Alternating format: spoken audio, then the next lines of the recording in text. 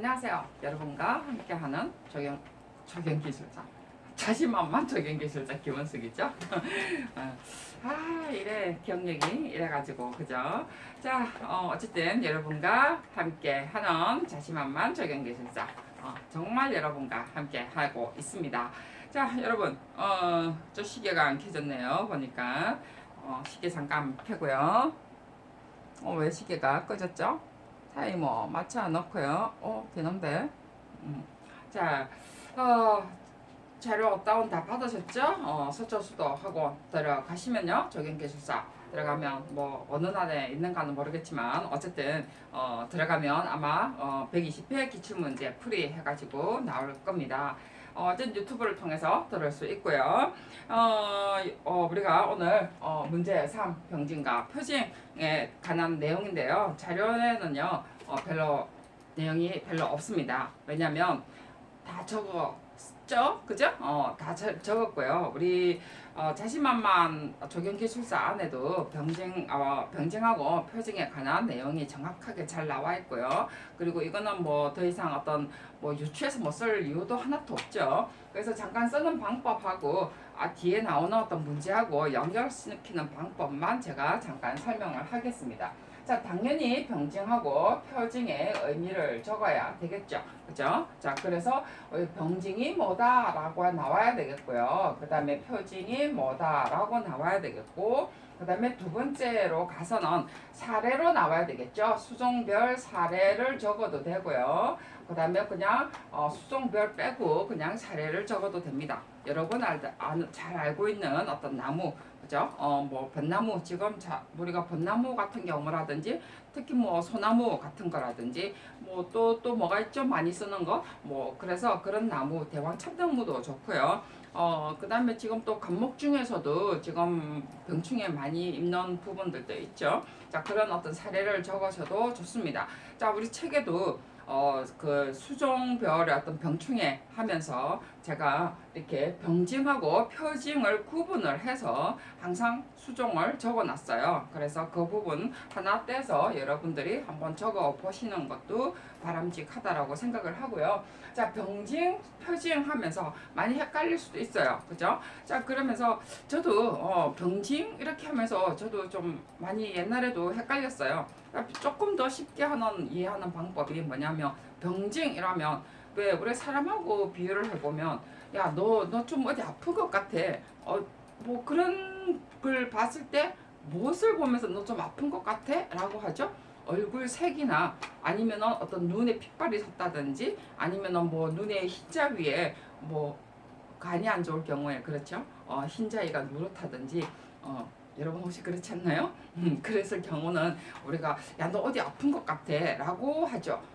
어떤 이렇게 병징의 어떤 느낌, 그죠? 그래서 아니면 뭐 피곤할 때 뭐 얼굴의 어떤 형태, 자, 이런 것이 병징이죠. 자, 그런 것은 어떤 나무로 봤을 때는 어떤 건가요? 우리가 변색이 된다든지 어떤 잎에 구멍이 났다라든지 그 다음에 잎이 말라서 비틀어지고 있다든지 뭐 잎이 그렇잖아요. 똘똘똘똘 말리는 잎들 많이 봤죠. 특히 단풍나무 같은 경우는 잎이 똘똘똘똘 말리는 병징이 있죠. 그죠? 자, 이런 것은 전부 다 어떤 외부상의 어떤 형태에는 전부 다 병징입니다. 자, 그 다음에 표징은 뭔가요? 그래서 표징은 우리가 피부에 보면 건선 이런 것 한다든지 아니면은 제가 대상포진을 알았었는데 대상포진은 사실은 피부 안에 내부의 피부가 아니고 뭐죠, 그 세포 이그 혈관이라나요? 혈관의 어떤 문제잖아요. 굉장히 피곤해서 바이러스가 생겼을 때 나타나는, 외부로 나타날 때는 물집처럼 나타나잖아요. 안 알아봐서 모르시나요? 기술서 공부하면 한 번쯤은 알습니다. 그래서 이런 것이, 그러니까 외부로 드러났을 때 나무는 뭐 대상포진 앓을 일은 없으니까, 그래서 포자, 그죠? 곰팡이처럼 이렇게 나타난다든지 이렇게 뭐 알집 같이 막 이렇게 나오는 거라든지 이런 포자로 이렇게 겉으로 나타나는 모습이죠. 그런 것이 전부 다 표징입니다. 표시나는 거. 그죠? 대상 표진을 외우면 되겠죠. 우리가 이렇게 외운다기보다는 이해를 하면 되겠죠. 이렇게 물집처럼 나타나는 모습이라든지 어떤 알집처럼 이렇게 나와 있다든지 뭐 이런 것은 전부 다 표징입니다. 자, 그러면서 우리가 아까도 이야기했지만 사례를 적을 수도 있고요. 이게 우리가 병징과 표징의 내용입니다. 자, 이렇게 적으시면 여러분의 어떤 답은 어떤 교수님이 의도한 내용하고 거의 맞먹지 않나라는 생각이 들고요.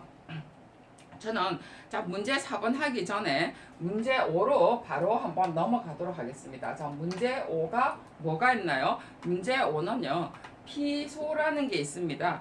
볕대기라고 하죠. 자, 볕대기 사실은 저도 이거 몰랐어요. 뭐 강사가 다 알지는 않겠죠. 그죠? 자, 저도 피소 몰라서 저는 솔직히 피소라는 딱 단어를 듣고 잠복소를 생각을 했더랬어요. 왜냐하면 피하는 어떤 장소. 그래서 겨울에 왜 해충들이 저 수간에 들어가지 말라고 수간 껍데기에 들어가지 말라고 그 잠복소를 설치하잖아요. 그래서 그런 개념인 줄 알았는데 그래서 찾아보니까 산림청에 들어갔습니다. 안에 보면 제가 산림청 자료라고 해놨죠. 그래서 제가 자료를 어디에 공신력이 있는 곳으로 들어가야 된다라고 그랬죠. 그래서 볕대기라고 나와 있더 볕대기라고 피소라고 찾아보면 나와 있어요. 그래서 찾아보니까 뭐라고 나와 있느냐 하면 앞에 지금 현상하고 원인을 제가 적어놨습니다.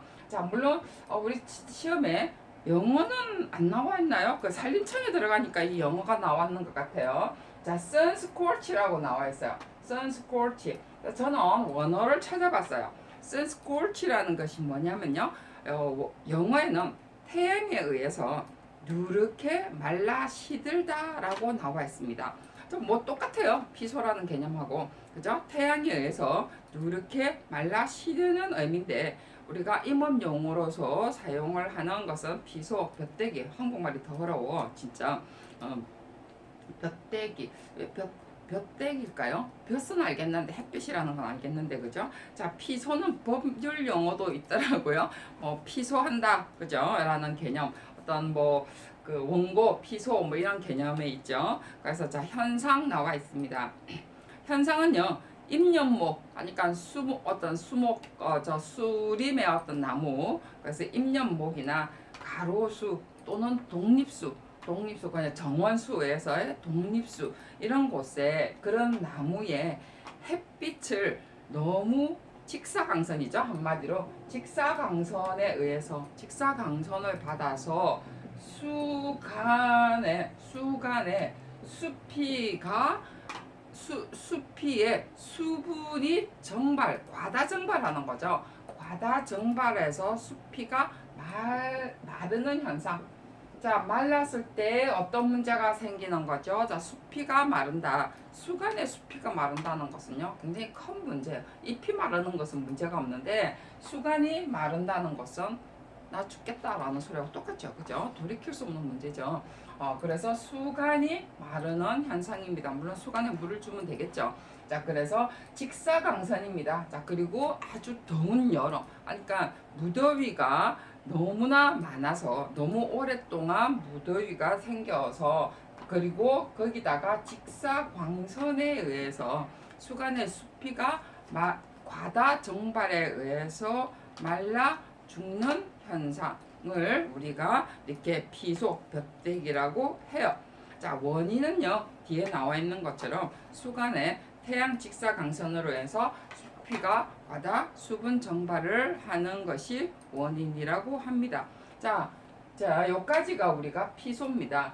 자, 그러면 병진과 우리가 피소는요 우리가 같은 거죠. 결국은 정말에서 이거 현상 직사광선에 의해서 뭐죠? 우리가 변색이나 구멍 이렇게 나타나는 모습은요 결국은 병증. 물론 이거는 어떤 자연 환경에 의해서 나타나는 바이러스는 아니겠죠. 그죠? 바이러스는 아니지만 어쨌든 변색이나 말라 죽는 어떤 개념으로 봤을 때는 어떤 피소도 현상이니까 병증도 꼭 바이러스만 있는 건 아니니까 그죠? 말라 죽는 현상으로서의 병징의 현상이죠. 그죠? 그래서 피소와 병징으로서 같이 연결해도 여러분들은 답지의 어떤 무난성도 볼 수가 있겠죠. 자, 제가 영어 문제 풀이를 할 때, 분석을 할 때 앞에 뭐라고 해놨나요? 피소와 평진과 표진과 그 다음에 피소를 같이 옆에 묶어놨습니다. 자, 같은 개념으로 볼 수가, 같은 개념은 아니지만 같이 묶였다는 것은 이 의미를 같이 엮어서도 쓸 수가 있다는 거죠. 자, 그 다음에 또 하나 우리가 지금 제가 이야기해 드릴 것은, 자, 직사광선의 마르는 현상으로서 말라서 죽겠죠. 그죠? 지가 말라서 죽지 어떻게 하겠어요? 나 죽겠다는데. 자, 그랬을 때 이런 것을 우리가 논술로 나왔을 때는 우리가 이것을 어떤 저감시키는 방법도 적을 수 있겠죠. 그죠?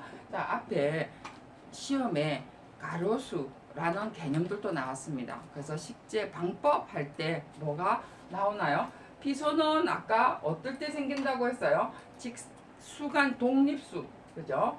독립수라든지 그 다음에 또 하나의 어떤 경관 가로수, 정원수 같은 고립수, 독립수뿐만이 아니라 가로수처럼 이렇게 하나하나씩 놓이는데 원인은 직사광선이라고 그랬어요.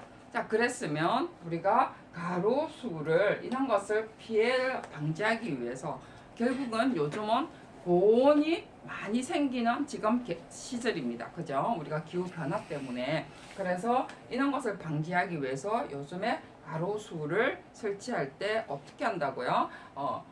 우리가 법적으로는 가로수가 도시에 7m마다 하나씩 나와 있습니다. 자, 이런 것을 실제로 5m마다 간격을 줄여서 식재를 하도록 해준다든지, 그 다음에 2열 식재를 해준다든지, 그래서 직사광선을 피하도록 해주고, 그 다음에 상록수, 상록수보다는 낙엽수의 개념, 정말해서 수관이 넓게 해서 그늘을 많이 지게 한다든지 이런 방법도 하나겠죠. 그 다음에 독립수보다는 어떤 오열의 어떠한 군식의 개념으로 간다든지, 자, 이렇게 해서 수간이 마르지 않도록 해주는 것도 가로수의 어떠한 식재 방법으로 할 수 있다는 거죠. 자, 이런 문제가 나왔을 때는 지금 어떤 현상에 우리나라의 어떤 고온 현상, 그리고 직사광선에 의해서 자외선의 어떤 피해가 많기 때문에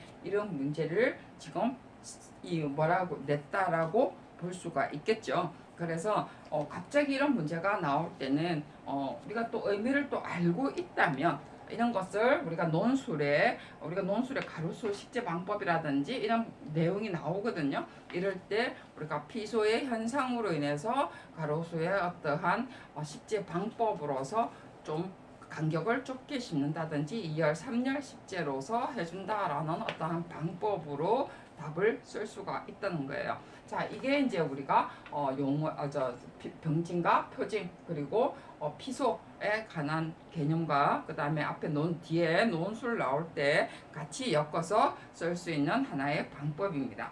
자, 그 다음에 이제 우리가 발주기간, 발주 방법, 뒤에 발주기간에 관한 내용이 나오는데요. 자, 이것도 잠깐 제가 답은 지금 안 적혀 있는데 시간이 지금 다 됐지만 잠깐 또 설명을 하겠습니다. 자, 문제 4번입니다. 그죠? 문제 4. 발주기간 방법 중에 PQ, 자, 현상하고 현상 설계겠죠. 턴키를 비교하랍니다. 자, 당연히요. 의미가 나와야 되겠죠. 의미가 PQ는 뭐고요. 그 다음에 현상은 뭐고요. 그 다음에 3턴키는 뭐다라고 나올 수도 있고요. 그 다음에 이것 자체가 전부 다 무엇에 관한 거죠? 그 경쟁 입찰 방법이죠.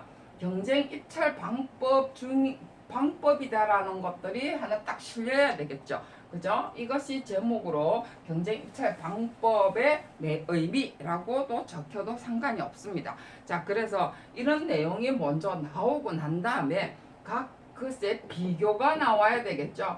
이것에 결국은 비교라는 것은 뭐예요? PQ 현상 턴키에 장단점이 나와야 되겠죠. 장단점 비교. 정말에서 의미의 어떠한 특징이 나올 거고요. 특징이 나오고 이 장단점 비교가 되든 뭐든 간에 이 비교에는요. 특징이 아닌 내용이 각각의 특징이 나오고요. 그 다음에 장점이 나올 거고요. 그 다음에 단점이 나와야 되겠죠. 그죠? 자, 그래서 어쨌든 우리가 어떠한 그 경쟁 입찰 하나의 방법으로서 일단 특징을 잠깐 이야기를 해보면 물론 우리가 지금 자료에 있습니다. 자료에 다 있기 때문에 제가 설명을 다 안 드려요. 그래서 이런 거는 정확하게 답이 나오기 때문에 제가 굳이 안에 뭐 내용의 어떤 연결성도 이야기를 할 필요가 없죠. 자, PQ라는 것은 말 그대로 입찰 참가 자격을 사전 심사하는 제도죠. 그죠? 자, 그래서 물론 우리가 시공이나 어떤 시공 능력, 경영 상태, 그 다음에 어떤 이 뭐죠? 그 사람의 어떤 기술 영역, 이런 것을 사전 심사하는 제도고요.